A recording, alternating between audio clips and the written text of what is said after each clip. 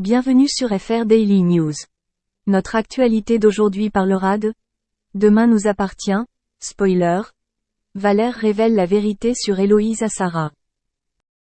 Dans les épisodes de Demain nous appartient diffusés du lundi au vendredi en novembre 2023 sur TF1, Charlie souhaite laisser les choses pour la nuit, tandis que Valère révèle quelque chose d'important à Sarah. Si Héloïse subit de plus en plus de pression dans Demain nous appartient sur TF1, alors la police est complètement dans le flou. À l'insu de Karim et de son équipe, l'identité des jumeaux s'estrompée, ils recherchent désormais qui a pu agresser Victoire et pourquoi. Le jour où Victoire a été attaquée, Aaron est tombé sur un homme étrange qui l'a cherché à l'hôpital. Il identifie plus tard cette personne comme étant Valère, l'ex d'Adèle, qui la harcèle fréquemment depuis leur séparation. Il n'a pas fallu longtemps à la police pour le retrouver. Sarah commence à comprendre TF1.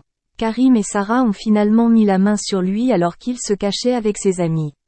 Conduit au commissariat, il a pris beaucoup d'anxiolytiques et son état n'était plus normal. Il a fermement nié avoir attaqué Victoire et a expliqué qu'il voulait à tout prix lui parler, mais qu'il n'y était pas parvenu. Il a très envie de lui révéler sa découverte. Héloïse et Adèle ont été échangés. Selon Valère, leurs yeux n'étaient pas les mêmes et la personne qu'il voyait sous ses yeux n'était pas du tout Adèle. Karim est sceptique, car Valère n'est pas dans son état normal, mais un doute surgit chez Sarah. La décision de Charlie dans Demain nous appartient.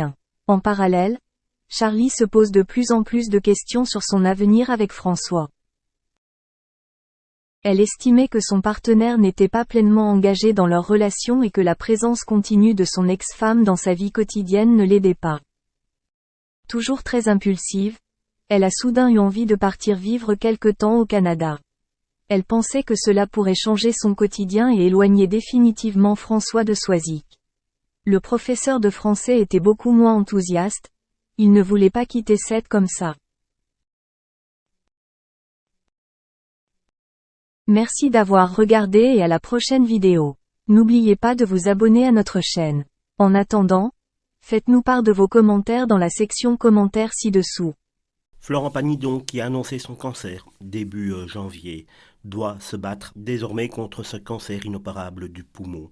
Et on lui donne tout le courage du monde. Si les informations sont un peu diverses depuis maintenant quelques semaines, effectivement on a d'un côté ses amis qui donnent de ces nouvelles comme Marc Lavoine ou Pascal Obispo qui nous disent qu'ils supportent très très bien la chimiothérapie et qu'il se porte très très bien pour l'instant. Il y a d'autres informations où par exemple ces photos où il apparaît très tiré lors du concert pour l'Ukraine.